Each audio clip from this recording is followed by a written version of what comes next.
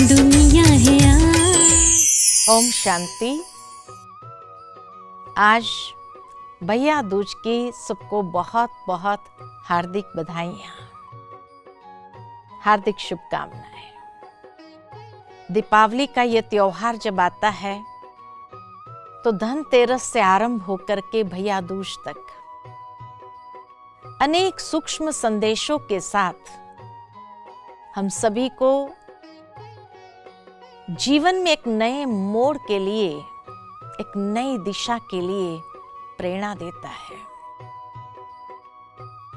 संसार के अंदर भाइयों के विशेष दो त्योहार होते हैं, एक भैया दूज और दूसरा रक्षाबंधन।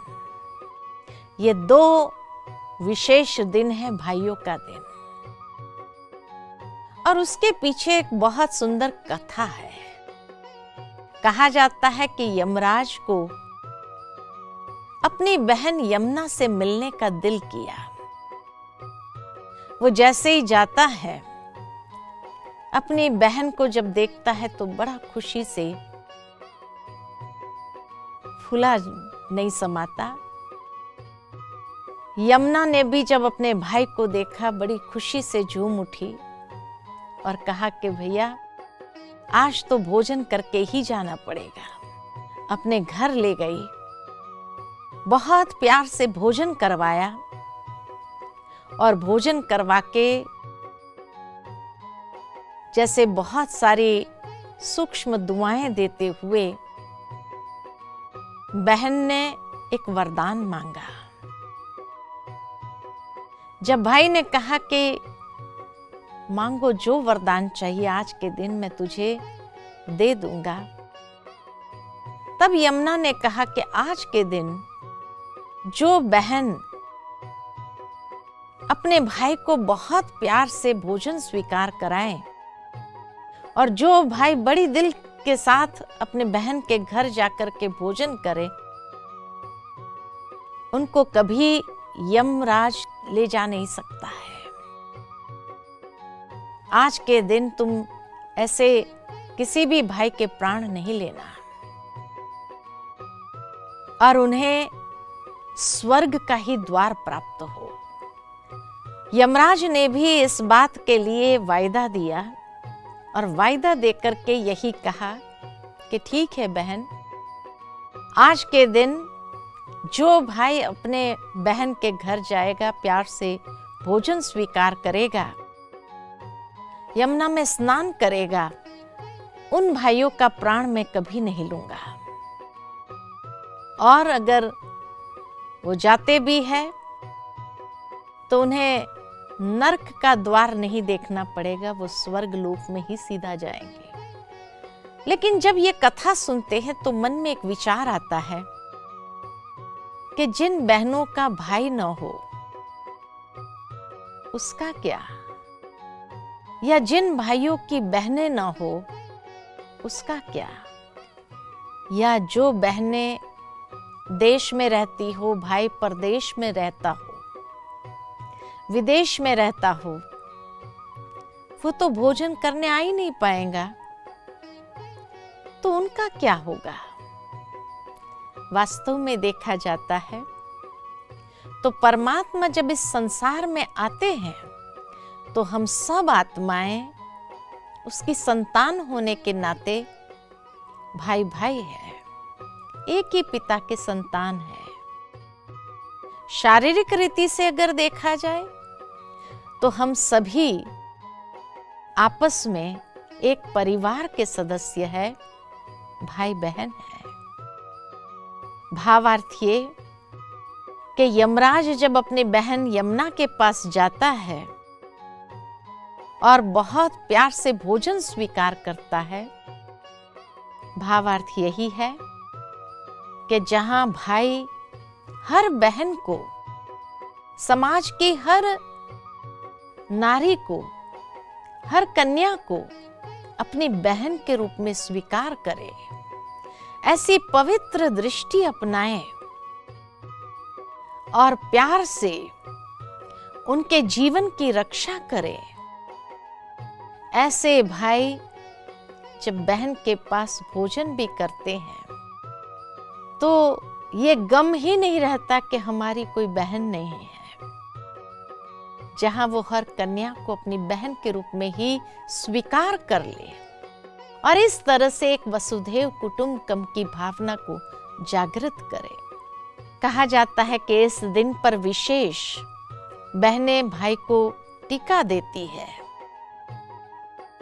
अर्थात ये टीका कोई स्थूल टीके की बात नहीं है, आत्मिक स्वरूप का टीका देती है कि हे भाई, तुम ये देह नहीं हो, लेकिन इस देह के अंदर एक बहुत सुंदर आत्मा हो, बहुत ऊंचा भाव है। आत्मिक स्वरूप का टीका देना अर्थात आत्मिक जागृति ले आना कि तू भी आत्मा है, मैं भी एक आत्मा हूं, हम दोनों एक परमात्मा की संतान है। साथ ही साथ प्यार से भोजन स्वीकार कराना। भोजन वास्तव में है ज्ञान का भोजन, ज्ञान अमृत है और इसीलिए ज्ञान का भोजन जब स्वीकार करती है आत्मा, तब वो अमरत्व का वरदान प्राप्त करती है। तो इसीलिए ये ज्ञान का नवेद स्वीकार करे और उसके बाद हर भाई मन के अंदर ये दृढ़ संकल्प ले कि समाज की हर कन्या, हर नारी बहन स्वरूप है और उस बहन की इज्जत की रक्षा करना हमारा कर्तव्य है। इस तरह के दृढ़ संकल्प में प्रतिबद्ध होता है, तब बहन के आशीर्वाद को भी प्राप्त करता है और साथ ही साथ वो बहन को वचन देता है, प्रॉमिस करता है कि आज के बाद कोई भी भाई तेरी तरफ बुरी दृष्टि से नहीं देखेंगे, तेरी इज्जत की रक्षा करना हमारा कर्तव्य है। जब इस तरह के संसार के अंदर भावना फैल जाएगी तो ये संसार कितना सुरक्षित स्थान हो जाएगा हर इंसान के लिए। कितना प्यार से हम इस संसार के अंदर जी सकेंगे, निर्भय होकर के जी सकेंगे और मर्यादा पूर्ण रहते हुए हर बहन भी इस प्रतिज्ञा को स्वीकार करे कि हम अपने जीवन के अंदर मर्यादाओं का कभी उल्लंघन नहीं करेंगे। ऐसे ज्ञान का भोजन स्वीकार करते हुए, श्रेष्ठ संकल्प को जीवन में लेते हुए, दृढ़ संकल्पधारी होकर के हमें इस संसार को बहुत सुंदर स्थान बनाना है और तब जाकर के ये संसार पुनः एक ऐसी भावना से झंकृत हो उठेगा जिसको कहते हैं वसुधैव कुटुंबकम की भावना। और इस तरह से आत्मिक दृष्टि के साथ, आत्मिक वृत्ति के साथ, आत्मिक भावना के साथ एक दूसरे के साथ व्यवहार करें, एक दूसरे के समीप आए, एक दूसरे का ध्यान रखते हुए हम नित्य जीवन के अंदर आगे बढ़े। तभी हमारी ये सृष्टि, हमारी इस दुनिया के अंदर निर्भयता पनपने लगेगी और सुंदर पवित्र भावनाओं से सिंचन होगा। मधुरता का व्यवहार हर कोई करने लगेगा तो स्वर्ग ही तो वो सृष्टि हो जाएगी। आइए हम सब मिल करके ऐसी स्वर्गीय दुनिया की पुनः स्थापना इस संसार के अंदर करते हैं। ये जागरण सदा हम करें। इस दिन पर जैसे कहा जाता, नए वस्त्र को धारण करना स्थूल वस्त्र की बात नहीं है, लेकिन आत्मा नए चोले को धारण करते हुए हमेशा उस भावना को इस संसार में प्रवाहित होने देते हैं। तो इस तरह भैया दूज का ये बहुत सुंदर त्योहार हम सभी मिलकर के मनाएं और सुंदर भावनाओं के साथ हमेशा आगे बढ़ते जाएं।